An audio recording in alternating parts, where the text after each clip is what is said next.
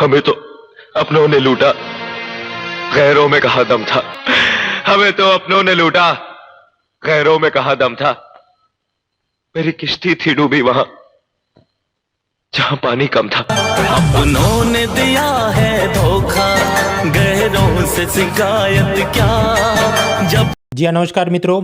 इस वीडियो के अंदर हम लोग इकोनॉमी के वो 22 सवाल सॉल्व करेंगे जो लेटेस्ट यूपीएससी सीडीएस परीक्षा में पूछे गए। लेकिन उससे पहले हम लोग 2 मिनट का मौन रखेंगे उन लोगों के लिए जिनकी कश्ती डूब गई, क्योंकि वो परीक्षा में पढ़ने की जगह शेर व शायरी और रील्स देखने में रह गए थे। खैर, कुल मिलाकर बात यह है, हम कॉन्स्टिट्यूशन का प्रिएम्बल क्यों पढ़ते हैं, ताकि हम डिकोड कर सके कि जो भी मेकर्स ऑफ आवर कॉन्स्टिट्यूशन थे उनके दिमाग में क्या चल रहा था। उसी तरह यूपीएससी की ये दूसरी एलाइड एग्जाम, संलग्न एग्जाम जैसे इंजीनियरिंग सर्विस, सीएपीएफ, सीडीएस, जियो साइंटिस्ट, इसके एमसीक्यू क्यों देखने चाहिए? क्योंकि ज़्यादातर वही प्रोफेसर जो क्वेश्चन बैंक बनाते हैं उन एग्ज़ाम की, वही यूपीएससी की आईएएस एग्ज़ाम के लिए भी सवाल बनाते हैं। तो उनके लिए कौन से टॉपिक्स या एरिया ऑफ इंटरेस्ट पर आज उनका ध्यान है, वो समझने के लिए आपको वो पेपर्स भी देखते रहने चाहिए। अब अगर हम डिफ़िकल्टी के रूप में देखें कि सपोज़ मैं डिफ़िकल्टी 1 से लेके 5 बोलूं, और 5 मतलब आईएएस के एकदम टफ क्वेश्चन है, तो नॉर्मली इकोनॉमी की मैं बात करूं, सीएपीएफ और सीडीएस में काफ़ी आसान सवाल पूछे जाते हैं कि जिसको आईएएस के मुकाबले आप कहें लेवल 1 का वो क्वेश्चन है। आईएएस में थोड़े और टफ होते हैं क्योंकि वो थोड़ा एमबीए टाइप का उसमें ज़्यादा पूछना शुरू करते हैं। ऐसा पहले एक्सपेक्टेशन अपनी रहती थी, कोरोना से पहले की बात है। खासकर ये पिछले 1-2 साल में हम देखें तो अभी ऐसा हो गया है कि आईएएस उसके अगर डिफ़िकल्टी हो 5 लेवल का इकोनॉमी का क्वेश्चन है तो सीडीएस का 3.5 का चले, आईएएस का भी उसके आसपास 3 का चले, ऐसा चल रहा है। तो मतलब सीडीएस भी काफ़ी टफ हो गया है। करीब 120 सवाल थे जिसके अंदर 22 इकोनॉमी और गवर्नमेंट स्कीम्स के थे। ओवरऑल मेरे ऑब्जर्वेशन ऐसे हैं कि yes, compare to previous year काफ़ी टफ है, क्योंकि पहले एबीसीडी सीधा पूछते थे, अभी 4-4 स्टेटमेंट वाले क्वेश्चन पूछ रहे हैं। भगवान का शुक्र है, इनकी मेहरबानी है कि वो पैर टाइप का नहीं पूछा, सिर्फ 4 पूछे तो एलिमिनेट कुछ कुछ जगह हो जाता है। ऐसी ऐसी स्कीम पूछी हैं जो बहुत पुरानी है, जैसे सुगम्य भारत कुछ स्कीम थी विकलांगों के लिए, सब सरकारी जो भी बिल्डिंग है उसको एक्सेसिबल करना है, वो 2014 में बना, अभी उसका 2024 में 10 साल बाद पूछ रहा है, और वो भी एकदम लो प्रोफाइल टाइप की स्कीम है। इकोनॉमिक सर्वे के 1-2 साल पुराने वो ऑब्जर्वेशन पूछ रहा है। गैस मास्टर्स की कमर तोड़ने के लिए और उनके मुंह पे तमाचा मारने के लिए कुछ सवाल सेट किए, वो कैसे, वो पूरा वीडियो देखे आपको पता चलेगा और मज़ा भी आएगा। हालांकि ये सब कुछ देखने के बाद भी मैं कहूँगा कि इसी सीडीएस के जो हिस्ट्री और ज्योग्राफी के सवाल है उसके मुकाबले इकोनॉमी मैनेजेबल है, इतना भी कोई रैंडम बॉम्ब नहीं है। 1-2 सवाल ऑफकोर्स हैं अपन, अदरवाइज मैनेजेबल है। अब ये जो पूरा वीडियो चलेगा, करीब 22 सवाल हैं, हर एक पे मैं अगर 2-2 मिनट भी बोलूँ तो 40 मिनट का तो हो जाएगा कुछ। तो वीडियो का फ्लो कुछ ऐसे होगा। सबसे पहले मैं आपको टॉपिक का एक ब्रीफ समझाऊंगा कि ऐसा कुछ मुद्दा था, उसके बाद मैं क्वेश्चन दिखाऊंगा और वीडियो आपको तब पॉज करके उस क्वेश्चन को पूरा पढ़ना है, फिर वापस वीडियो रिज्यूम करना है, तब मैं उसका जवाब बता दिया होगा। यहाँ पर मैंने मेरे लेक्चर कोर्स या मटेरियल से क्या सवाल सॉल्व हो सकते हैं उसके स्क्रीनशॉट दिए हैं। वो इसलिए नहीं कि कुछ मुझे ब्रैगिंग करना है, अहंकार है, वो इसलिए ताकि अकाउंटेबिलिटी है कि भाई मैं मोटिवेशन और शेरो शायरी नहीं, मैं असल में पढ़ा रहा था। और ये पूरा लेक्चर का आप पावर पॉइंट भी डाउनलोड कर सकते हैं, ये वाला लिंक है नीचे डिस्क्रिप्शन में होगा। इसके अलावा बाकी भी सब बड़े टीचर्स जैसे geography environment Sudarshan sir, history art culture Prateek sir, polity governance Siddharth sir, उन लोगों ने भी ये सीडीएस के सब प्रश्न के सॉल्व करके उनके भी पावर पॉइंट है, वो आप इधर से डाउनलोड कर सकते हैं, उनके वीडियो भी देख सकते हैं, पूरा प्लेलिस्ट है, वो भी सब आपको मिल जाएगा। ये जो इकोनॉमी है इसकी सबसे बड़ी तकलीफ क्या है कि बाकी सब्जेक्ट के मुकाबले सीधा सीधा स्ट्रक्चर नहीं बनता है, कि जैसे हड़प्पा संस्कृति पर मध्यकाल, फिर ये अंग्रेज़ों का आगमन, फिर आज़ादी मिली। हिस्ट्री में तो एक लॉजिक से, क्रोनोलॉजी से चलता है, इकोनॉमी में ऐसा कुछ है नहीं। तो हमें खुद से ही एक बाउंड्री बनानी पड़े कि इकोनॉमी मतलब क्या, और फिर ये अगर 22 सवाल हैं तो उसको फिर उस हिसाब से हम क्लासीफाई करें। तो over the period of time मैं इकोनॉमी को 6 अलग अलग पिलर्स में डिवाइड करता हूँ, और ये 20-22 जो सवाल हैं उसको हम एक एक करके देखेंगे, नीड नॉट वरी। सबसे पहला पिलर मैं बोलता हूँ मनी, बैंकिंग, फाइनेंस, इंश्योरेंस। ये जो मनी, बैंकिंग, फाइनेंस, इंश्योरेंस है उसमें इस बार 3 सवाल इन्होंने पूछे। एक तो M1 का डेफिनेशन, मॉनेटरी पॉलिसी का ट्रांसमिशन, और ये SDF फ्लोर है उसके बारे में कुछ पूछा। सब कुछ सॉल्व हो सकता, कुछ इसमें डिफिकल्ट नहीं है। देखिए, अगर कोई व्यक्ति मोटा है, फैट है, तो उसको नापने का क्या ऑब्जेक्टिव इंडिकेटर है? तो that is body mass index, BMI। तो पूरी इकोनॉमी में कितना मनी सप्लाई है उसको नापने का कोई ऐसा BMI इंडेक्स जैसा कुछ है कि नहीं? हाँ है। ऐसे इंडिकेटर्स को बोलते हैं M0, M1, M2, M3, M4। ये क्या है? NCERT में भी दिए हैं, मैंने फ्री में भी पढ़ा है, Win23 सीरीज देख लेना। अब उसके अंदर M1 का डेफिनेशन क्या है? वो है कॉइन करेंसी विथ पब्लिक, मतलब CU, plus demand deposit with banks. Demand deposit मतलब उसमें आएगा करंट अकाउंट, सेविंग अकाउंट वगैरह, जो किसी टाइम के लिए आप फिक्स आपने लॉक नहीं करवाया, आप जब चाहे तब उठा सकते। So that is M1। मतलब इसमें 10 रुपया कॉइन करेंसी विथ पब्लिक, 10 रुपया डिमांड डिपॉजिट, तो हम कहें M1 मनी सप्लाई 20 है, ऐसी बात है ये। अब इधर से आसान सा सवाल पूछा, वीडियो पॉज करके देख लो। 1 2 3 ओके, रिज्यूम। तो M1 के अंदर क्या आता है? Coin currency with public, demand deposit with bank. तो हाँ, उस हिसाब से क्या 2 और 4 जवाब हो गया। तो काफ़ी इजी सवाल मैं इसको कहूँगा। NCERT में भी दिया है, मैंने भी पढ़ा है फ्री में, ये पूरी Win23 सीरीज उसको देख लेना, सारे इंडिकेटर्स की डेफिनेशन हमने पढ़े हैं। तो ये एक बात हुई। अब थोड़ा आगे बढ़ते हैं, दूसरा सवाल देखते हैं। बैंकों को लोन चाहिए RBI से, तो उस पर RBI ब्याज चार्ज करता है, आप जानते हैं रेपो रेट होता है, थोड़ा उससे भी ऊपर जाओ तो MSF होता है, मार्जिनल स्टैंडिंग फैसिलिटी। फिर यही वाला पैसा बैंक नीचे ग्राहकों को देता है। अब प्रश्न होता है कि मान लीजिए RBI ने रेपो रेट 4% से बढ़ा के 6% किया, मतलब 2% ये महंगा हो गया। तो क्या नीचे होम लोन मान लीजिए पहले 14% था, तो 16% हुआ, 18% हुआ, 10%, क्या हुआ? कोई ऑब्जेक्टिव पैरामीटर होना चाहिए। तो उसके अलग अलग फॉर्मूला होते हैं, external benchmark rate, marginal cost of fund based landing rate, benchmark prime landing rate, ऐसे अलग अलग फॉर्मूला होते हैं। उसकी मदद से एक एक बैंक तय करता है कि नीचे ग्राहकों को मैं जो लोन दे रहा हूँ उसका क्या इंटरेस्ट रेट होगा। अब इधर से UPSC ने एक प्रश्न पूछा, वो मतलब ऐसा पूछना चाहता है कि रिजर्व बैंक ने अपनी मौद्रिक नीति मतलब मॉनेटरी पॉलिसी में चेंज किया कि रेपो उसने 4 का बदल के 6 किया, तो जमीनी स्तर पे वो बदलाव हुआ कि नहीं, ऐसा हम अगर ढूंढना हो तो कैसे ढूंढेंगे? हाँ, तो शेरलॉक होम्स का वो मैग्नीफाइंग ग्लास लेके जाओ और चेक करो कि एक्सटर्नल बेंचमार्क, MCLR वगैरह के रेट अभी क्या चल रहे हैं। तो बस उधर से ये एक प्रश्न है, वीडियो पॉज करो और देखो। 1 2 3 ओके। तो पूछा गया कि इनमें से कौन से इंडिकेटर से हम जान सकते हैं कि मॉनेटरी पॉलिसी का नीचे ट्रांसमिशन हुआ कि नहीं, कि ऊपर 4 to 6 इंक्रीज हुआ रेपो रेट, तो नीचे लोन का इंटरेस्ट रेट चेंज हुआ कि नहीं। तो देखो उसमें एवरेज 1 ईयर मीडियन MCLR तो होगा ही होगा, करेक्ट है। फिर वेड एवरेज लैंडिंग रेट, हाँ ये भी हो सकता है, लैंडिंग रेट मतलब लोन देना, तो 1 और 3 तो हो सकते हैं, और ऐसा एक ही ऑप्शन है B। तो ये जवाब हो गया 1 2 और 3। सेकंड ऑप्शन क्या कहता है? वेड एवरेज डोमेस्टिक डिपॉजिट रेट। वो कैसे है वो मैं समझा सकता हूँ, पर उसमें और 5 मिनट जाएंगे, अभी हम पढ़ने नहीं आए, अभी हम MCQ सॉल्व करके एक फील लेने आए हैं कि असल में पेपर कैसे बन रहे हैं। SDF का इससे कोई नाता नहीं, तो वो तो गलत ऑप्शन है। खैर, इसके बाद SDF का एक और उसने प्रश्न पूछा। मित्रों, ये जो पूरा मॉनेटरी पॉलिसी कॉरिडोर है, उसके अंदर टॉप पे होता है MSF, उसके थोड़ा नीचे होता है रेपो, फिर रिवर्स रेपो, फिर एक नई चीज़ लेके आए ये SDF।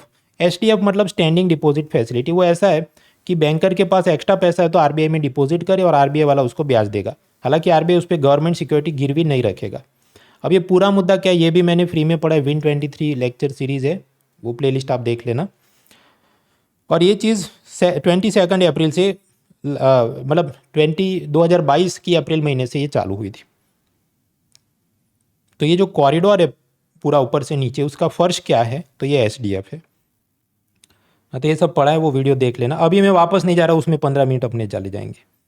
हाँ, तो इधर से पूछा, वीडियो पॉज करके क्वेश्चन पढ़ो। 1 2 3 रिज्यूम। कि स्टैंडिंग डिपॉजिट फैसिलिटी वो अप्रैल 2022 से लागू हुआ, करेक्ट है। और ये SDF है, ये फ्लोर है LF कॉरिडोर का, और इससे पहले फिक्स्ड रिवर्स रेपो रेट इसका फ्लोर हुआ करता। हाँ, तो वो भी बात करेक्ट है, पहले वो था। So answer is both of them are correct. अब यहाँ पर ये जो यूट्यूब के गैस मास्टर हैं, वो क्या सिखाते हैं कि देखो 2015-16 के पेपर के अंदर ऐसा था कि जो भी स्टेटमेंट के अंदर कोई डेट, नेम, नंबर ऐसा दिया गया हो तो वो सब रॉन्ग ही होता है, तो आंख बंद करके वो रॉन्ग है ऐसा कर दो तो भी तुम्हारा जवाब आ जाएगा। तो उन सबके गाल पर UPSC का एक तमाचा ही है, क्योंकि स्टैंडिंग डिपॉजिट फैसिलिटी लिखा है अप्रैल 2022 से आया और वो करेक्ट है, जबकि इनकी गैस मास्टरगिरी के नियमों के हिसाब से ये रॉन्ग होना चाहिए, पर ये रॉन्ग नहीं है। अब एक तो कोचिंग माफिया वाले क्या करेंगे, वो कबूलेंगे नहीं। अगर उन्होंने गलती से SDF ऐसा एक शब्द अपने लेक्चर में बोला हो तो फिर कुछ भी पूछा जाए उसमें पीएचडी थीसिस भी लिखवा दो तो कहेंगे मैंने पढ़ाया था। अब यहाँ पर जो सेकंड स्टेटमेंट है तो मैं कहूँ मैंने पढ़ाया था कि नहीं, तो जब यहाँ मैं असल में पढ़ाया था। और ये फ्री में विन 23 सीरीज़ का वो हैंडआउट उसका पेज 19 देख लेना, स्पष्ट लिखा है 2022 अप्रैल से आरबीआई ने ये वाली चीज़ चालू की थी। So yes I claim full credit for this, क्योंकि मैंने ये पढ़ाया था।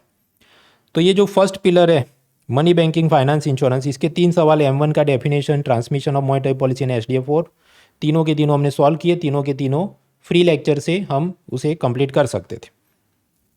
हालांकि इससे ज़्यादा एडवांस लेवल के प्रश्न भी आते हैं, तो वो पूरी मॉनेटरी पॉलिसी की लेक्चर सीरीज जब चलती है तो उसमें 5 लेक्चर में पढ़ाता हूँ, करीब 8 से 10 घंटे की वो क्लास चलती है, 50 पेज का शायद हैंड आउट हो जाता है उसका। क्योंकि कॉस्ट बेनिफिट भी अच्छा है, स्ट्राइक रेट भी अच्छा बन जाता है सभी कॉम्पिटिटिव एग्जाम के, तो उतनी लेफ्ट राइट करनी पड़े।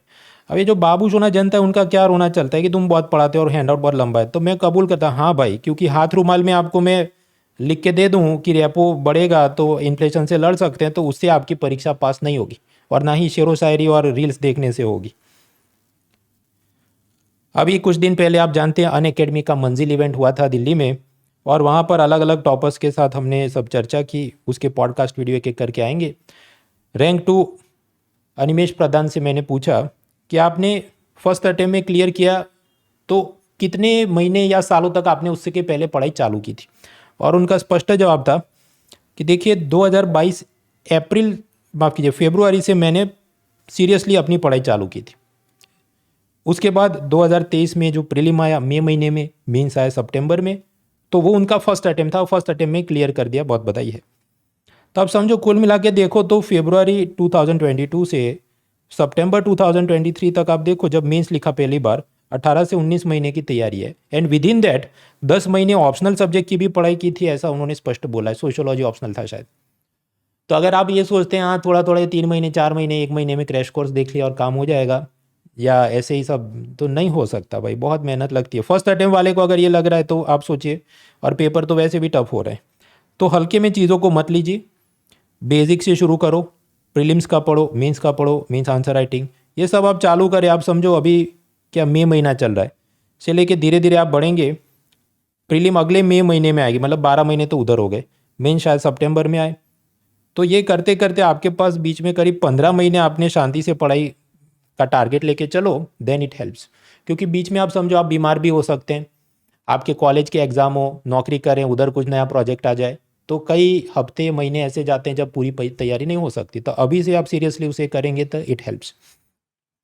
और इसी में आपकी मदद के लिए अनअकैडमी का 15 मंथ सब्सक्रिप्शन जो अब है एकदम affordable price, that is 24,999 using the code muna.org।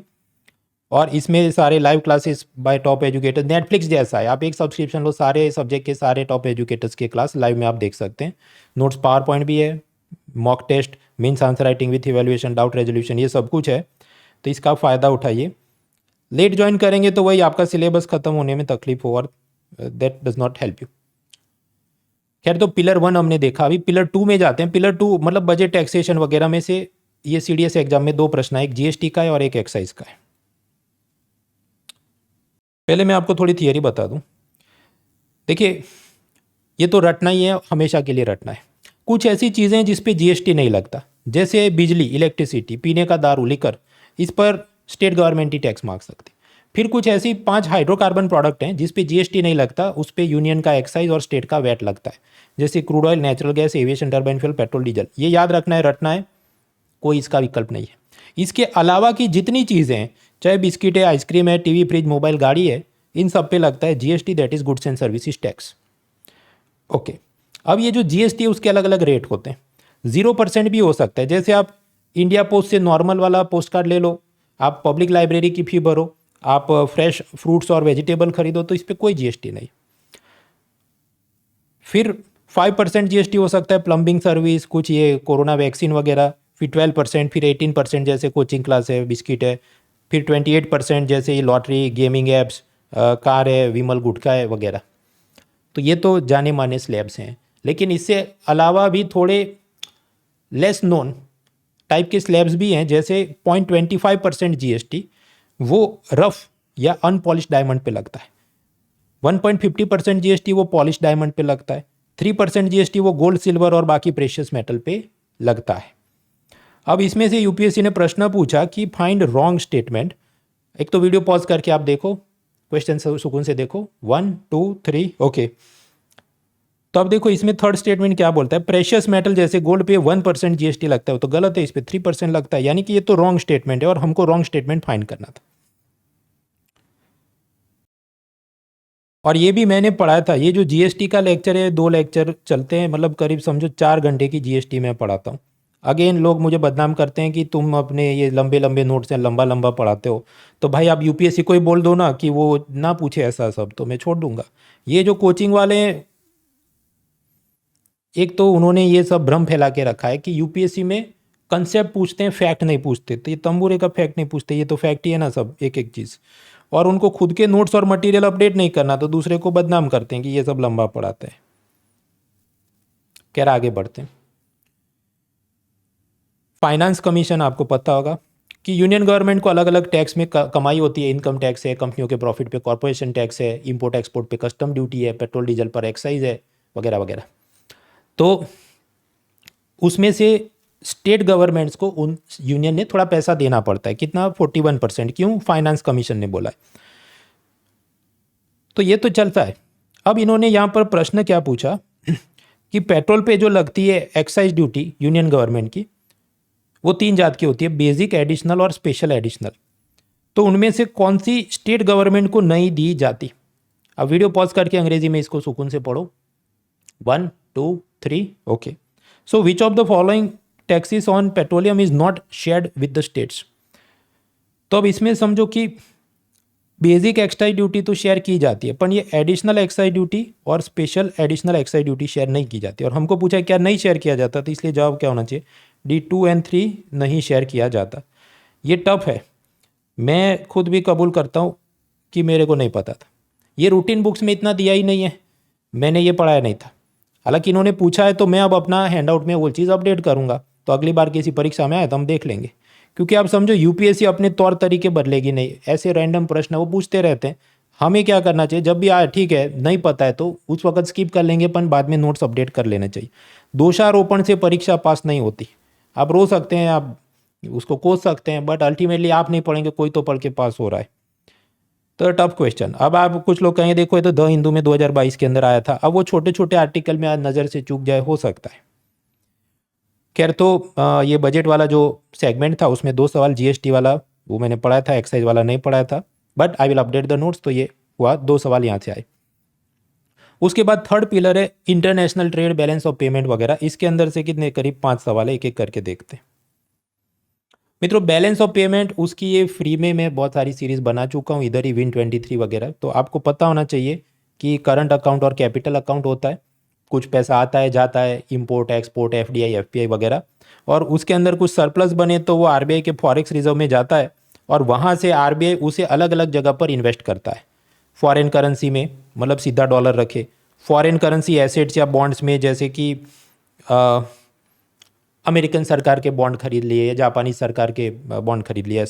Gold में इन्वेस्ट कर सकता है, आईएमएफ में डिपॉजिट कर सकता है, जिसके बदले उसको मिलता है एसडीआर। अब यहाँ पर ये इतनी 4-5 जगह पे इन्वेस्ट करता है, तो सबसे ज़्यादा पैसा किधर डालता है? तो जवाब है फॉरेन करेंसी एसेट में। आप देखो, मतलब गोल्ड, एसडीआर का आरटीपी वो क्या है हमारे लिए काम का नहीं, पर आप सब में देखो तो ज़्यादातर तो पैसा इसने फॉरेन करेंसी एसेट, मतलब ये डॉलर के बॉन्ड ये सब में डाला होगा। तो इसी के आसपास इसने प्रश्न पूछा है। वीडियो पॉज करके आप देखना, 1 2 3 ओके। अब पहला स्टेटमेंट देखो कि most of India's reserve is held in the form of foreign currency, वो करेक्ट है। क्योंकि आप देखो वापस समझाएं कि ज़्यादातर पैसा देखो इधर ही रखा है ना, कितने सारे बिलियन या मिलियन डॉलर्स रखें। हालांकि ये थोड़ा कुछ लोग मुझे लगता है बाल की खाल खींचेंगे, वो ये कहेंगे कि स्टेटमेंट 1 डिबेटेबल है, क्योंकि फॉरेन करेंसी मतलब डॉलर एक चीज़ है और फॉरेन करेंसी एसेट जैसे कि यूएस बॉन्ड में पैसा डाला वो अलग चीज़ है। हालांकि अगर ऐसी बाल की खाल नहीं खींचे तो फर्स्ट स्टेटमेंट करेक्ट है। अब दूसरा प्रश्न आता है कि what about the second statement. Second statement क्या है? There is no cost of holding foreign currency as reserve by nation. यानी कि ऐसी बात है कि मेरे पास अगर पैसा है और मैं उसको इन्वेस्ट नहीं करूं, मैं ऐसे ही पड़ा रहा है, तो कुछ तो नुकसान हो रहा है काल्पनिक रूप से। तो यहाँ पर कोई काल्पनिक नुकसान है कि नहीं, तो जवाब है हाँ, और ऐसा इकोनॉमिक सर्वे बोलता है। वो आप लॉजिक समझिए कि मान लीजिए चाइना के पास $3 ट्रिलियन का फॉरेक्स रिजर्व है, तो इकोनॉमिक सर्वे का ये कहना है कि इतना सारा फॉरेक्स रिजर्व में पैसा उसने लॉक कर दिया। ये बात सही है, उसने बॉन्ड में इन्वेस्ट किया और कुछ इंटरेस्ट मिलता है, पर ये सब पैसा समझो health, education, poverty removal, infrastructure, ये सब में वो नहीं यूज़ कर पाया ना। तो एक प्रकार से ये क्या है, नोशनल लॉस है, मतलब काल्पनिक नुकसान है कि वो सब करता तो सोचो उसका ह्यूमन डेवलपमेंट कितना बेस्ट हो जाता। हाँ, तो ये जो बात हुई,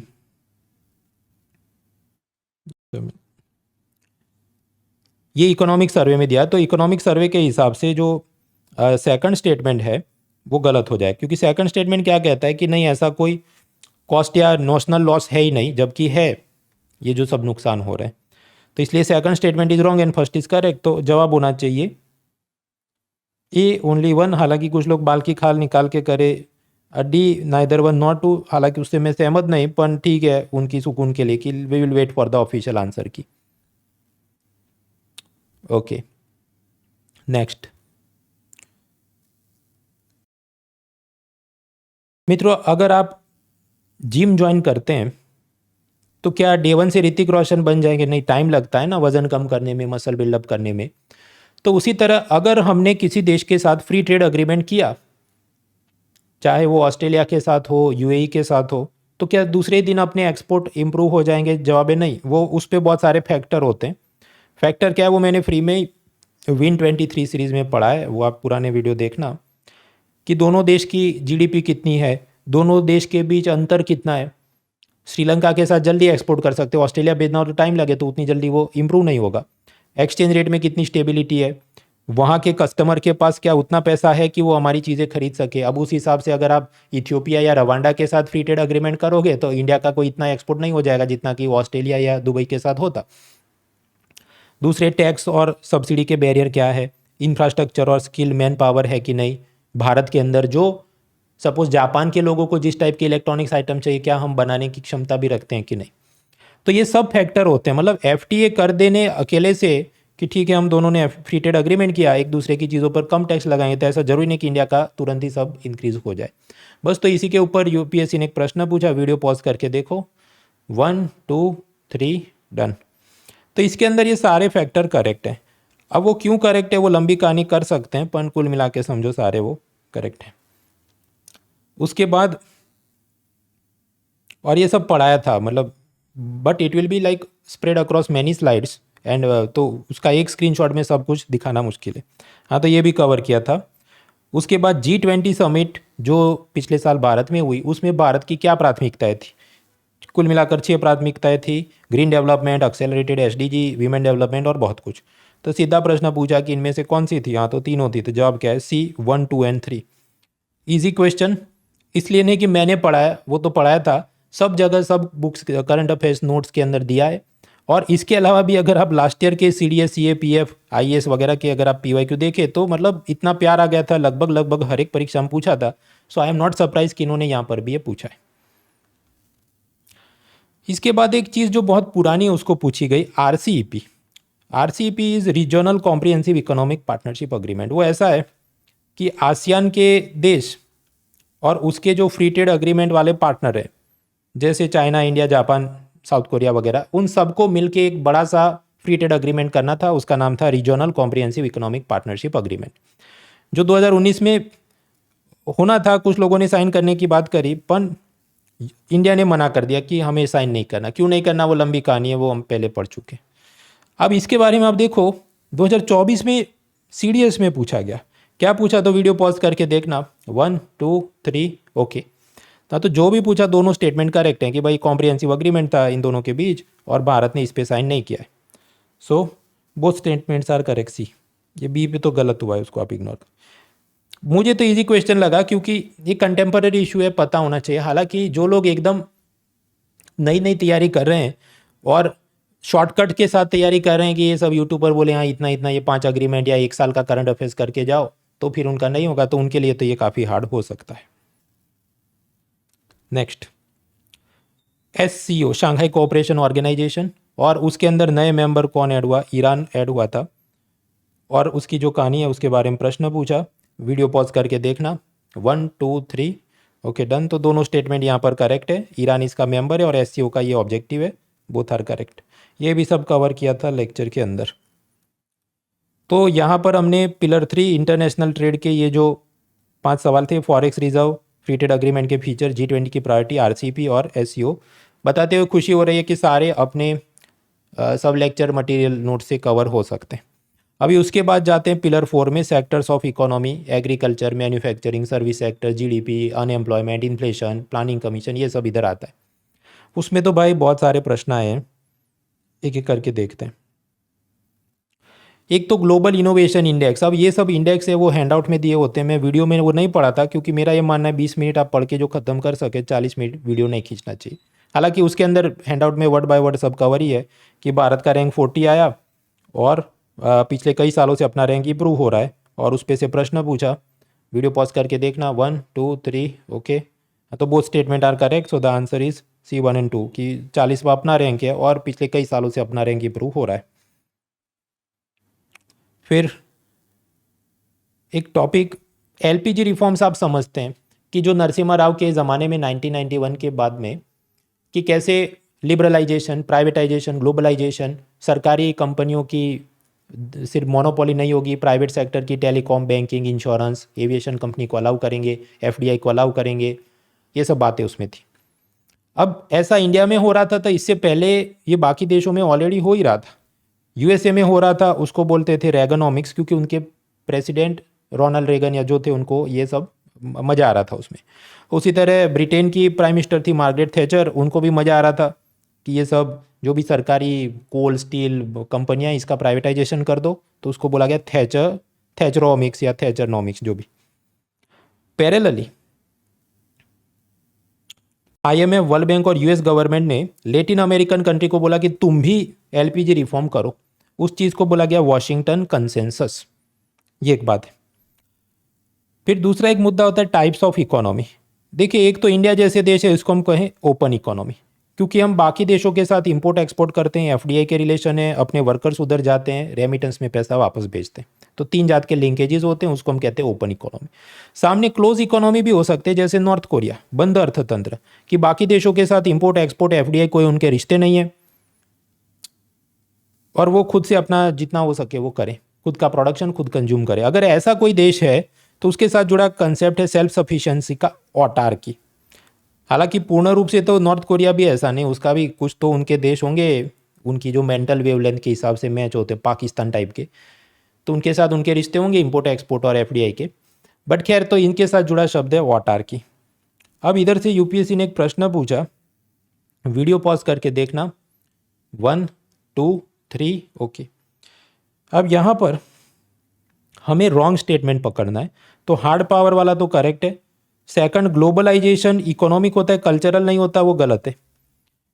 क्योंकि ग्लोबलाइजेशन का मतलब क्या है? It is the free exchange of man, material, investment, ideas वगैरह। तो आइडियाज़ और कल्चर और वो सब का भी एक्सचेंज वैश्विकीकरण में होता है। तीसरा शब्द क्या कहता है, तीसरा स्टेटमेंट क्या कहता है कि वॉशिंगटन कंसेंसस में it six intervention in the market, मतलब सरकार दखल ज़्यादा करे बाजार के अंदर, तो वो गलत है ना। वो तो ऐसा बोले नहीं एलपीजी टाइप का करो कि सरकार अपना दखल कम करे, मार्केट को अलाउ करो जो प्रोड्यूस करना है वगैरह, तो गलत होगा। ऑटार की सेल्फ सफिशिएंसी वो तो करेक्ट है। और हमें यहाँ पर रॉन्ग स्टेटमेंट पकड़ने हैं, तो इसलिए जवाब क्या होगा? B 2 and 3 are wrong and that is the correct answer. ये वाली चीज़ मैंने नहीं पढ़ाई थी क्योंकि ऑटार की वगैरह इतना, so I had not taught this. However क्योंकि इन्होंने पूछा है तो मैं क्या करूँगा, मैं अपने नोट्स अपडेट करूँगा, मैं बहाने बनाने नहीं बैठूंगा कि भाई देखो ये तो हिंदी मीडियम के साथ अन्याय हो रहा है। हिंदी मीडियम से मेरी पूरी सहानुभूति है। ये बात सही है कि सीसेट वगैरह के अंदर देखा जाए या इवन जीएस के अंदर भी आप देखो, कुछ तो साइंस वगैरह ऐसा पूछते हैं 11 12 का कि वो करना मुश्किल हो जाए उनके लिए।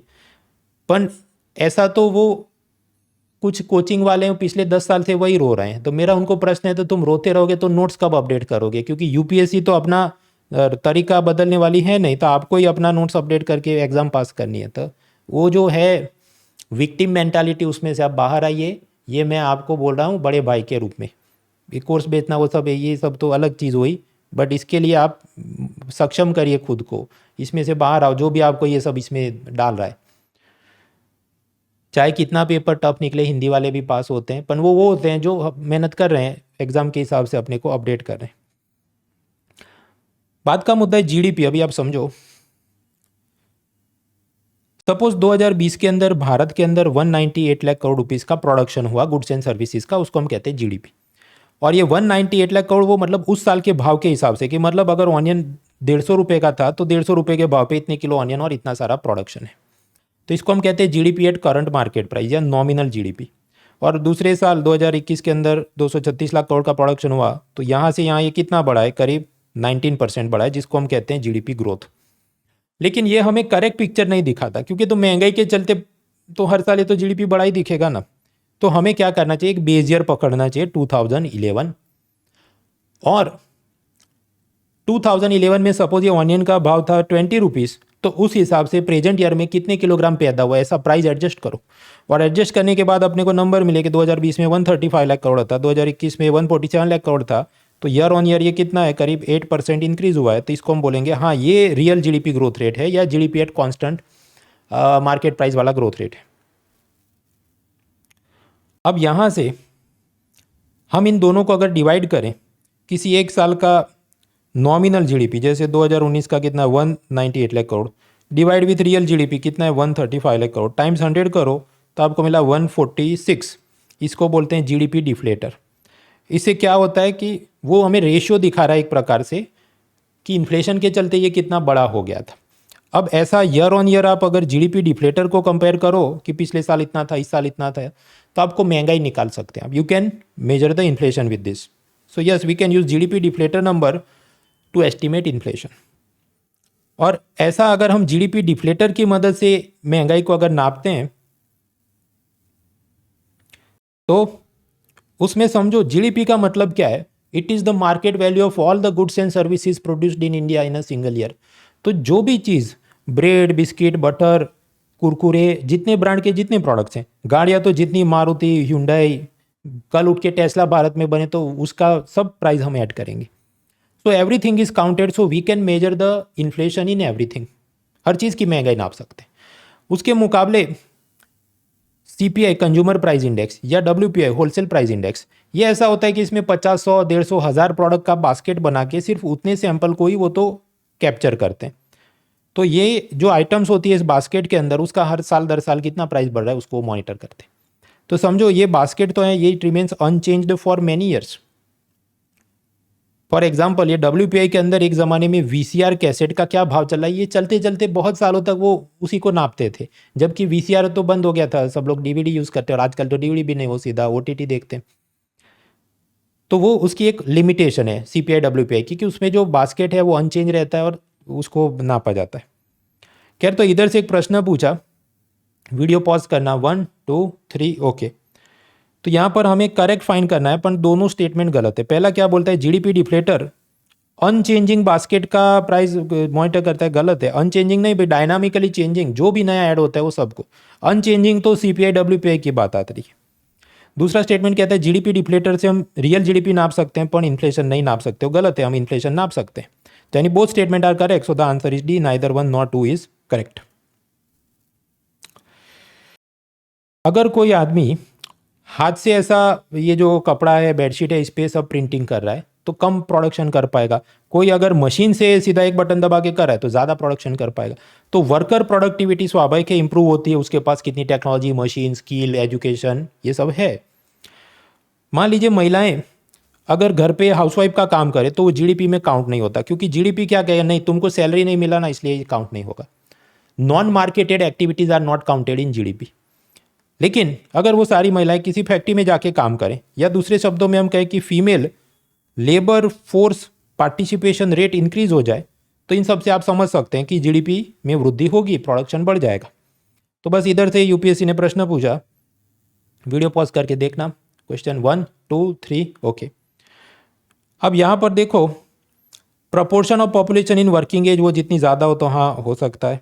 वर्कर पार्टिसिपेशन रेट ओके, उससे भी। पर वर्कर प्रोडक्टिविटी, उससे भी। तो सेकंड एंड थर्ड तो डेफिनेटली करेक्ट है, और ऐसा एक ही ऑप्शन है जहाँ सेकंड एंड थर्ड साथ में, और वो है डी 1 2 3। कुछ लोग फर्स्ट स्टेटमेंट के अंदर डिबेट करेंगे कि नहीं वर्किंग एज पॉपुलेशन में अपन वो काम नहीं करते हो, तो पर एलिमिनेशन मेथड से जाओ तो उसको भी करेक्ट मानना ही पड़ेगा, क्योंकि 2 और 3 तो सिर्फ ऑप्शन डी में ही है। उसके बाद जीएनपी का एक प्रश्न पूछा था। Alright friends, next question GNP के बारे में, तो उससे पहले मैं आपको थोड़ी थियरी बताऊं। प्राइमरी इनकम या फैक्टर इनकम का मतलब क्या? जैसे लेबरर है उसको वेजिस यानी सैलरी मिला, जिसने किसी को लोन दिया है उसको इंटरेस्ट मिला, कोई आपने कंपनी के अंदर आप शेयर के रूप में पैसा इन्वेस्ट करते हैं, प्रॉफिट में से आपको डिविडेंड मिले, या आपने किसी को लैंड दिया है और उसके सामने वो आपको किराए यानी रेंट दे रहा है, तो ये सब हम बोलते हैं प्राइमरी इनकम या फैक्टर इनकम। उसके मुकाबले ये सेकेंडरी इनकम या ट्रांसफ़र पेमेंट में क्या होता है कि बिना मेहनत का ही पैसा आ रहा है, गिफ्ट रेमिटेंस में, डोनेशन, चैरिटी, फाइन, जुर्माने के रूप में कोई पैसा सरकार को दे, हेलमेट नहीं पहना था वगैरह, तो वो तो बिना मेहनत का सरकार की कमाई हो रही ना। खैर, अब यहाँ से एक बात हुई, अब प्रश्न होता है जीडीपी का मतलब आप जानते हैं ग्रॉस डोमेस्टिक प्रोडक्ट। तो ग्रॉस डोमेस्टिक प्रोडक्ट के अंदर आपको सिर्फ इंडिया में पैदा हुआ उन्हीं चीज़ों की बात करनी है, फॉरेन से पैसा है उसकी बात नहीं करनी है। तो मान लीजिए फॉरेन से, जैसे ब्रिटेन के अंदर एक जैगवार कंपनी है, उसके अंदर रतन टाटा ने इन्वेस्ट किया है, तो वहाँ से रतन टाटा जो जैगवार कंपनी के बोर्ड ऑफ डायरेक्टर होंगे, तो बोर्ड ऑफ डायरेक्टर के रूप में उनको सैलरी या वेजेस मिलते होंगे। मान लीजिए उसके बॉन्ड खरीदे तो इनको इंटरेस्ट मिलता होगा। मान लीजिए सीधा इन्वेस्टमेंट है एफडीआई वाला, तो प्रॉफिट मिलता होगा। मान लीजिए टाटा ने ब्रिटेन के अंदर बंगला खरीदा है, किसी को भाड़े पे दे दिया, तो रेंट मिलता होगा। तो ये सारी चीज़ों का जो पैसा इंडिया में आएगा, क्या उसको हम जीडीपी में गिन सकते हैं? जवाब है नहीं, क्योंकि मैंने आपको बताया भाई, इंडिया में पैदा हुआ उसी चीज़ को हम जीडीपी में गिनते हैं, बाहर से आया उसको नहीं गिनते। लेकिन ये जो पैसा आया तो फिर इसको कहाँ गिनेंगे? तो जीडीपी के अंदर आप इन सब रकमों को ऐड करते हैं, इस अमाउंट को ऐड करते हैं, तो उसे हम कहते हैं जीएनपी, ग्रॉस नेशनल प्रोडक्ट। यानी जीएनपी के अंदर क्या करना है, जीडीपी प्लस उसके अंदर ये बाहर से आने वाली प्राथमिक आय या फैक्टर इनकम को आप ऐड करेंगे तो आपको जीएनपी मिलता है। बस अब इधर से यूपीएससी ने एक प्रश्न पूछा, वीडियो पॉज करके आप देखना, 1 2 3। अब यहाँ पर हमें रॉन्ग फाइंड करना है, तो बी ऑप्शन क्या बोलता है कि net factor payment earned from abroad are included in gross domestic product. ये तो गलत है ना, वो इधर नहीं ऐड होगा, वो तो जीएनपी के अंदर ऐड होता है। खैर, तो ये सब तो पढ़ा था क्लास के अंदर, रॉकेट साइंस है नहीं, और ये इसके अंदर भी है, एनसीईआरटी में भी दिया है। उसके बाद मुद्दा आता है डब्ल्यूपीआई, होलसेल प्राइस इंडेक्स। मतलब एक बास्केट के अंदर कुछ चीज़ें रखी जाएंगी और हर साल उसका क्या भाव बढ़ रहा है उसको हम मॉनिटर करेंगे, तो ऐसा होता है होलसेल प्राइस इंडेक्स। अब ये जो होलसेल प्राइस इंडेक्स है, इसके अंदर ये लोग 3 टाइप के चीज़ों का भाव देखते हैं। मैन्युफैक्चर्ड प्रोडक्ट्स, उसको वेट दिया है 64%, primary article 23%, fuel and power उसको 13%, और फिर उस वजन में उनको रखेंगे और उनका प्राइस मॉनिटर सब करेंगे। तो ये तो मैं हर साल पढ़ाता हूँ, इसमें कोई बड़ी बात नहीं है, और यूपीएससी ने सीधा ही प्रश्न पूछ लिया। वीडियो पॉज करके देखना, 1 2 3। बेसिकली कि कौन सी चीज़ को कितना वेट असाइन है, ऐसा प्रश्न है। तो फर्स्ट स्टेटमेंट वो क्या बोला है, फ्यूल एंड पावर उसको तो 13% वेट है, और प्राइमरी आर्टिकल उसको 23%। तो ये क्या बोला, नहीं फ्यूल का ज़्यादा है, तो गलत हो गया, फर्स्ट इज रॉन्ग। दूसरा कहता है मैन्युफैक्चर प्रोडक्ट, उसका कितना 64% वेट है, और फ्यूल पावर उसका तो 13 है। हाँ, तो स्वाभाविक है मैन्युफैक्चर्ड वाला ज़्यादा है, तो that is correct. So the answer is B, only second statement correct. और ये तो मैं हर साल पढ़ाता हूँ, ये कोई नई बात पहली बार पढ़ाई हुआ ऐसा है नहीं।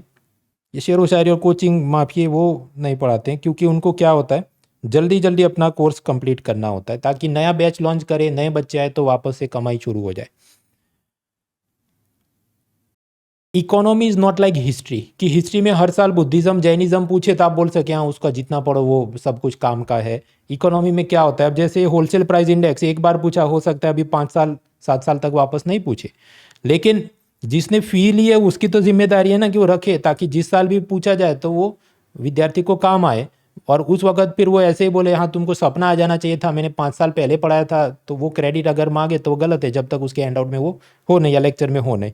तो जितने लोगों की शिकायत है तुम ज़्यादा पढ़ाते हो, हैंड आउट बहुत लंबा है, तो भाई उनको मेरा यही कहना है कि हाथ रुमाल पे भी मैं आपको लिख के दे सकता हूँ उतना ही हैंड आउट, पर उससे आपकी एग्ज़ाम पास नहीं होगी।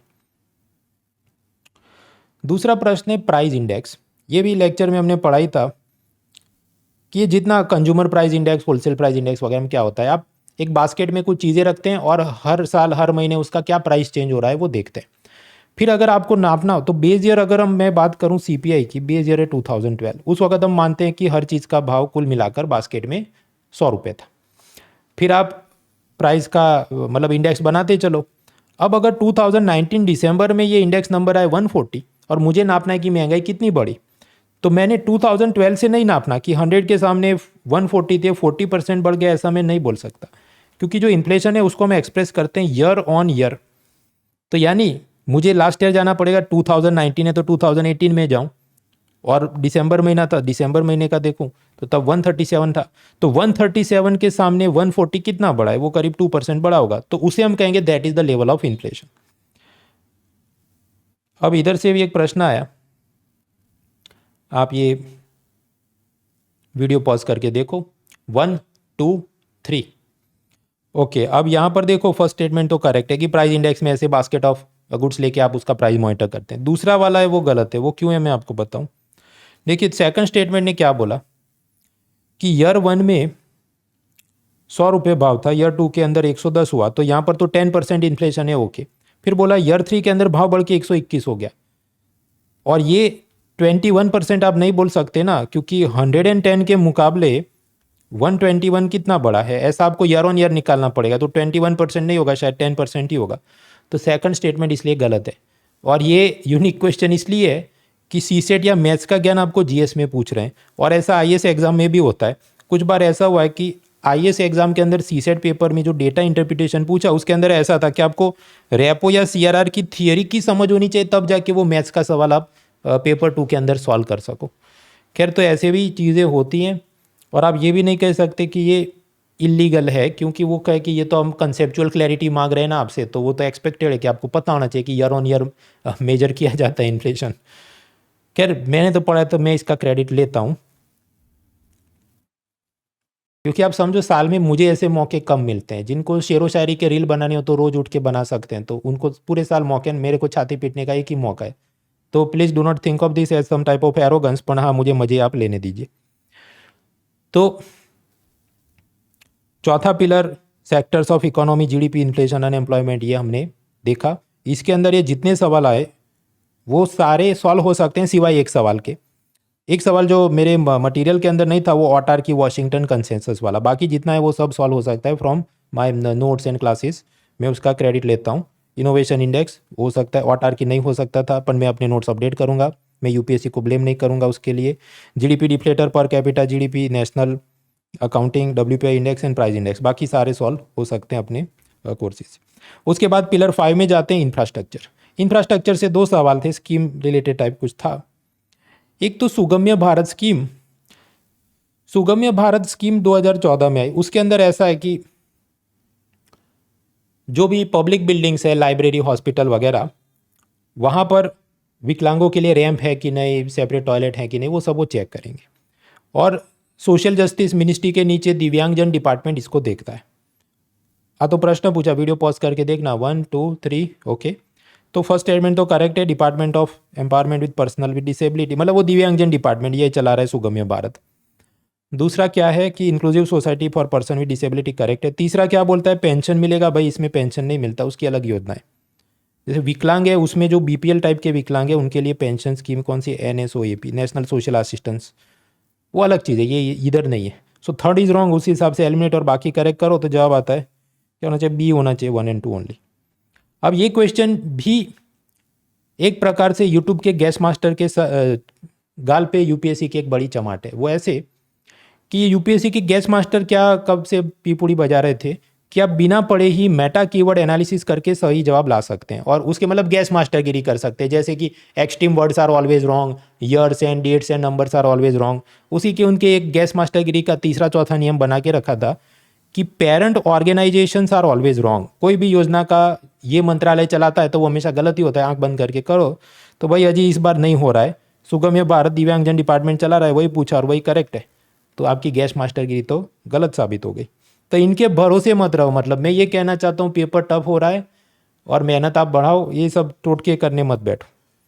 अब ये जो सुगम्य भारत योजना 2014 की स्कीम है, 2024 में पूछी, मतलब कितना 10 साल बाद पूछी। मेरे हैंडआउट में तो 10 साल से है ही। तो अगेन ये जिन लोगों की शिकायत है तुम ज़्यादा पढ़ाते हो, हैंडआउट लंबा है, हाँ तो भाई कबूलता हूँ मैं, क्योंकि मैं फी लेके फिर बहाने नहीं बनाता कि देखो तुमको सपना आ जाना चाहिए था कि वो इधर से पूछने वाले थे। हाथ रुमाल जितने हैंडआउट से एग्जाम पास नहीं हो सकते। आगे का प्रश्न वीडियो पॉज करके देखना। 1 2 3। स्वच्छ भारत सर्वेक्षण, उसमें क्लीनेस्ट सिटी का अवार्ड किसको मिला? तो इसमें देखिए मैंने लेक्चर के अंदर और हैंडआउट के अंदर में रैंक 1 इसका दिया था कि इंदौर हमेशा यूजुअली नंबर 1 पे आता है।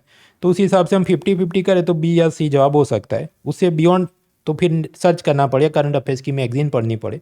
तो मैं इस क्वेश्चन का फुल क्रेडिट नहीं ले रहा because maximum 50-50 possible from my handout. पर करंट अफेयर्स की ऐसे मंथली मैगजीन अनअकैडमी बनाता है, बाकी भी इंस्टीट्यूट बनाते हैं, कोई भी फ्री वाला आपको जो बात है देख लो। 2 साल के करंट अफेयर्स या 730 पीटी ऐसा भी इस बार हम लोग बना रहे हैं। Link is in the description, ये वाला है, उस पर आप जाएंगे, आपको सब मटेरियल फ्री में डाउनलोड कर सकते हैं। हाँ तो पिलर 5 के अंदर 2 सवाल थे, उसमें से एक सॉल्व हो सकता है मेरे क्लासेस से। कौन सा? सुगम्य भारत, दूसरे वाला नहीं हो सकता, 50-50 हो सकता है। उसके बाद बढ़ते हैं pillar 6, human resource development, poverty वगैरह। उसमें तेंदुलकर का पूछा, समझते मित्रों गरीबी रेखा के बारे में। What is below poverty line? तो एक सुरेश तेंदुलकर कमेटी बनी थी और उसने ऐसा बोला कि अगर आप शहरों में रहते हैं और 1,000 रुपये भी स्पेंड नहीं कर पाते हर महीने तो आप गरीब हैं, गरीबी रेखा के नीचे, बिलो पॉवर्टी लाइन। और उसी तरह गांव में रहते तो 816 से भी अगर आप इतना भी खर्च नहीं कर सकते every month, then you are below poverty line. तो यहाँ पर वो क्या गिनवा रहा है? वो पैसा गिनवा रहा है। वो आप कितना खाना खाते हैं, फूड, ऐसा वो नहीं गिनवा रहा है। बस तो ऐसा कुछ प्रश्न है, वीडियो पॉज करके देखना। 1 2 3 ओके। तो सेकंड स्टेटमेंट जो है कि committee anchored the poverty line to official food calorie, वो तो गलत है क्योंकि वो खर्चा देख रहा है, खाना नहीं देख रहा। फर्स्ट स्टेटमेंट वो रूटीन बुक्स में तो दिया नहीं क्योंकि वहाँ पर तो थोड़ी ही बात होती है, तो मैंने भी ये पढ़ाया नहीं था, लेकिन अब इसने पूछा है तो मैं अपना हैंडआउट अपडेट करूँगा। मैं बहाने नहीं बनाऊंगा और दोषारोपण नहीं करूँगा। Okay, so first statement is correct, वो नेट पे आप थोड़ा सर्च करें मिले। तो जवाब है ए, ओनली 1 इज करेक्ट। तो यहाँ तक हमने सारे के सारे 6 पिलर कंप्लीट किए, लेकिन अभी भी पिक्चर पूरा नहीं हुआ। माइक्रो इकोनॉमिक्स के कुछ 2 सवाल हैं, वो समझते हैं। देखिए माइक्रो इकोनॉमिक्स, अगर आईएएस प्रीलिम की बात करें तो पिछले 12 साल में सिर्फ 2 सवाल आए। अगर हम बाकी यूपीएससी के एलाइड एग्जाम जैसे सीडीएस, सीएपीएफ, आईएएस, तो उसमें ज़्यादा फ्रीक्वेंटली उसको पूछते हैं। अब ज़्यादा फ्रीक्वेंटली पूछते हैं तो भी क्या मैं क्लास 12 की पूरी माइक्रो इकोनॉमिक्स की बुक पढ़ने बैठूँ? वो तो बहुत जटिल है, देयर इज़ नो नीड।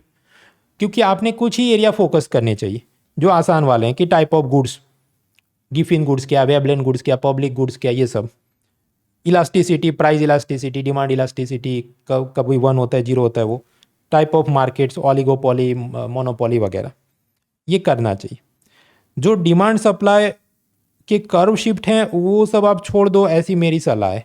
क्योंकि वो पढ़ने भी बैठोगे तो जितना दिमाग खर्च करना पड़े वो सारे कंसेप्ट को समझने में, उसके बाद याद करने में, और उसमें से प्रश्न है उसको टिक करने में, उसमें मज़ा नहीं। उसको छोड़ ही देना चाहिए कि भले वो लेट देम आस्क इट, पर मैं नहीं करूँगा, मैं बाकी सब्जेक्ट तैयार करूँगा। तो इस क्लैरिटी के साथ आप आगे जाओ। जहाँ तक माइक्रो इकोनॉमिक्स है उसका रिकॉर्डेड सेशन में मैंने 2 लेक्चर लिए हैं, कुछ मिला के 5-1 घंटे की पढ़ाई होगी, 25 पेज का हैंडआउट है और एक क्विज होती। मैं हर साल लाइव नहीं पढ़ाता क्योंकि मैंने आपको बताया आईएएस एग्जाम में पिछले 12 साल में सिर्फ 2 बार प्रश्न आए। लेकिन आप रिकॉर्डेड देख सकते हैं, अनअकैडमी ऐसी चीज़ है, नेटफ्लिक्स जैसा है, तो लाइव भी देख सकते हैं, पुराना रिकॉर्डेड गया वो भी देख सकते हैं। और ये सब कुछ अवेलेबल है for the next 15 months for a price of 24,999 using the code munal.org, ताकि basic prelim mains answer writing की कॉम्प्रिहेंसिव तैयारी आपकी धीरे धीरे हो सके। तो अब समझते हैं, 2 जो प्रश्न पूछे उसको सॉल्व भी तो करना है माइक्रो इकोनॉमिक्स के। उससे पहले मैं आपको थोड़े कंसेप्ट बताऊं। एक्सटर्नलिटी मतलब एक अनरिलेटेड थर्ड पार्टी को जो इफेक्ट होता है उसको हम कहें एक्सटर्नलिटी। भारत सरकार ने किसी महिला को एलपीजी सब्सिडी दी तो सरकार खुश है क्योंकि उनको वोट मिल जाएंगे, महिला खुश है क्योंकि उसको सिलेंडर मिल गया। लेकिन उसके पड़ोसी भी खुश हो जाएंगे क्योंकि अब ये महिला लकड़ी नहीं जलाएगी, पेड़ नहीं काटेगी, तो उससे जितना एयर पोल्यूशन सबको दिक्कत हो रही थी, जानवरों को जो उनका घर बार जा रहा था, वो सब कुछ नाउ प्रोटेक्टेड। तो ये तो पॉजिटिव एक्सटर्नलिटी हो गया जब भी सरकार एलपीजी सिलेंडर पे subsidy they. On the other hand suppose एक सीमेंट फैक्ट्री है तो उसके आसपास रहने वाले लोगों को भी पूरा दिन खांसी आए कि दम अस्थमा हो जाए तो वो सब क्या है, नेगेटिव एक्सटर्नलिटी है। अब आप सोचो, लाइब्रेरी बनानी है तो क्या सरकार बनाएगी? जवाब है हाँ, क्योंकि उससे पॉजिटिव एक्सटर्नलिटी होगी और सरकार हमेशा सीधा इमीडिएट प्रॉफिट लॉस के रूप में उसको नहीं देखेगी। लेकिन अगर फ्री मार्केट बिजनेसमैन को बोला जाए तो क्या वो लाइब्रेरी बनाएगा? जवाब है नहीं। वो कहेगा मेरे पास अगर पैसा है, लैंड, लेबर, कैपिटल है, तो मैं तो दारू की दुकान बनाऊंगा। वो उसे फर्स्ट प्रेफरेंस दूंगा, क्योंकि उसमें मुझे तो प्रॉफिट चाहिए ना। पॉजिटिव एक्सटर्नलिटी करना वो मेरा प्राइमरी ऑब्जेक्टिव है नहीं। तो अब समझो फ्री मार्केट को खुला हाथ दे दिया जाए तो बाजार तो दारू की दुकान पहले खोलेगा, लाइब्रेरी बाद में खोलेगा। यानी कि नेगेटिव एक्सटर्नलिटी वाली चीजें भी वो तो कर सकता है एज लॉन्ग एज कि उसको तो प्रॉफिट दिखता हो। ये कंसेप्ट हुआ। दूसरा है ट्रेजेडी ऑफ कॉमन्स। कॉमन्स मतलब ऐसी चीज जो सब लोग उसे इस्तेमाल कर सकें, जैसे कि ये पब्लिक पार्क या ग्रीन एरिया, एवरीवन एंजॉयस। लेकिन फिर हर आदमी वहां पर कूड़ा कचरा प्लास्टिक फेंक के जाए, कोई भी उसको उठाए नहीं, तो नेगेटिव एक्सटर्नलिटी होगी ना, क्योंकि जो गाय उधर वो कचरा खाएगी और उसकी सब सेहत खराब हो जाए। तो ट्रेजेडी ऑफ कॉमन्स क्या है? ऐसी चीज जिसको सब यूज कर सकते हैं लेकिन कोई भी उसकी परवाह नहीं करता। कि समंदर में मछलियां हर एक पकड़ सकता है, अपन कोई भी उसको कंजर्व करने की कोशिश नहीं करे, तो बायोडाइवर्सिटी को नुकसान हो। बस इसी के आसपास एक प्रश्न पूछा, वीडियो पॉज करके आप देखना। 1 2 3 ओके। तो यहाँ पर हमें रॉन्ग स्टेटमेंट पकड़ना है। तो पहला स्टेटमेंट क्या बोल रहा है? Market mechanism over produces a good that generates positive externality. मतलब बाजार को आप खुला छोड़ दोगे तो वो तो बहुत सारी लाइब्रेरी खोल देगा। मतलब स्टारबक के काफ़े नहीं होंगे एक जगह दूसरी जगह, लाइब्रेरी, तो ऐसा तो है नहीं। तो ये तो गलत है और हमें गलत ही पकड़ना है। डी ऑप्शन क्या कहता है? Tragedy of common is an example of negative externality. Correct, क्योंकि जो प्लास्टिक का कूड़ा आपने फेंका और गाय का जो सेहत खराब हुआ, तो वो करेक्ट है, पर हमको रॉन्ग पकड़ना था। बाकी जो 2 ऑप्शन उसके अंदर हम और डिटेल में जाएंगे नहीं, क्योंकि अपना काम हो गया है। और एक हद से ज़्यादा माइक्रो इकोनॉमिक्स में ज़्यादा एडवांस पूछ ले तो फिर उसको स्किप कर देना चाहिए, क्योंकि पुअर कॉस्ट बेनिफिट। ये तो खैर मैंने ट्रेजेडी ऑफ कॉमन्स और एक्सटर्नलिटी ये सब तो मैंने लेक्चर में पढ़ाया है, आप देख सकते हैं। आगे ये आखिरी प्रश्न है, वीडियो पॉज करके देखना। 1 2 3। इसको छोड़ देना चाहिए, इसको हम पढ़ने और समझने भी नहीं बैठेंगे। मैं खुद इसको पढ़ाता नहीं है और मैं कबूल करता हूँ। और ऐसा भी नहीं कि इसने पूछा तो अब मैं अपडेट करके पढ़ाऊंगा, नो। क्योंकि मैंने अभी तो आपको बताया ना भाई कि माइक्रो इकोनॉमिक्स के अंदर पढ़ना भी है तो कितना पढ़ लेना चाहिए? Type of goods, elasticity, market और जो आसान से कंसेप्ट। ये डिमांड सप्लाई के कर्व और वो कब शिफ्ट होते हैं वो सब करने बैठे तो एक तो समझने में जाए आधा पौना घंटा और उसके बाद भी वो याद रख के उसका सॉल्व करें, that is very poor cost benefit. तो इसको नहीं करना, इसको छोड़ देना चाहिए। पूछे तो भी छोड़ देना चाहिए, दैट इज़ माई एडवाइस। मुझे खुद एग्जाम देनी होती तो भी मैं यही करता। खैर, तो माइक्रो इकोनॉमिक्स के 2 सवाल भी हमने देखे। एक सवाल सोल्व हो सकता था अपने कोर्स से, दूसरे वाला डिमांड का वाला नहीं हो सकता था। तो खैर ये सब अनअकैडमी और इसी से इस प्रकार से सब पढ़ाई करके अलग अलग टॉपर्स को भी फ़ायदा हुआ है, करीब 320 लर्नर्स। और उसके अंदर भी 70 के आसपास ऐसे विद्यार्थी हैं जिन्होंने अनअकैडमी का प्लस सब्सक्रिप्शन या पेड कोर्सेज देख के पढ़ाई करके उसमें से उनको फ़ायदा और वो उनका सिलेक्शन आया है, जो कि शायद बाकी जितने भी ये ऑनलाइन इंस्टीट्यूट्स हैं उसके अंदर सबसे ज़्यादा है। और ऑफलाइन में भी बहुत सारे ऐसे इंस्टीट्यूट है वो सिर्फ शेर व शायरी कर सकते हैं, उनके इतने क्लासरूम के टॉपर्स वो नहीं दिखा सकते। तो इसलिए आप विश्वास रखिए, यहाँ पर जो काम हो रहा है, ना सिर्फ मैं, बाकी सब टॉप एजुकेटर्स भी दमखम लगा के मटेरियल अपडेट करते हैं, पढ़ाई कराते हैं और सिलेक्शन आते हैं। और आप जुड़ सकते हैं अगले 15 महीनों की कॉम्प्रिहेंसिव तैयारी at 24,999 using the code mona.org। Link is in the description. और 7 तारीख से आरंभ बैच बाइलिंगुअल मीडियम के लिए, ट्रायम्फ बैच इंग्लिश मीडियम के लिए, लक्ष्य बैच हिंदी मीडियम के लिए भी शुरू हो रहा है। और हर एक मीडियम के अपने अलग अलग बड़े एजुकेटर्स हैं, ताकि उस मीडियम के लैंग्वेज और वोकेबलरी पे भी तो ग्रिप होनी चाहिए। तो वो सब आपको मिलेगा। और ऑप्शनल सब्जेक्ट के भी सारे क्लासेस शुरू हो गए हैं, but it is not too late to join. क्योंकि आप समझो कि उसमें भी रैंक 2 बोल रहा है कि 10 महीने उसने पढ़ाई की थी सोशियोलॉजी की। क्योंकि ऑप्शनल भी ऐसी चीज़ है, बीए से ज़्यादा एमए से कम, मतलब 4 साल की आपको उसमें पढ़ाई करनी पड़े। और ये जितने ह्यूमैनिटीज़ के आप सब्जेक्ट है आजकल, उसमें भी एडवांस लेवल के थिंकर थियरी पूछ रहे हैं, तो बुक्स तो हैं ही, और उसके बाद और आपको PYQ एनालिसिस के बाद और नेट से और ये सब गूगल स्कॉलर वगैरह से निकाल के और पढ़ना पड़े। तो हल्के में मत लीजिए, ये सब भी ज़रूरी है। So that's it. बाकी चैनल को लाइक शेयर सब्सक्राइब करें। और इसके अलावा वाले भी जितने विषय के वीडियोज़ बने हैं ऐसे, चाहे वो ज्योग्राफी, एनवायरनमेंट, हिस्ट्री, पॉलिटी वगैरह, उसके भी आप देख लीजिए। टाइम नहीं हो तो एटलीस्ट पावर पॉइंट तो डाउनलोड कर लीजिए, ये लिंक है डिस्क्रिप्शन में। Let's crack it. Unacademy. Let's crack it.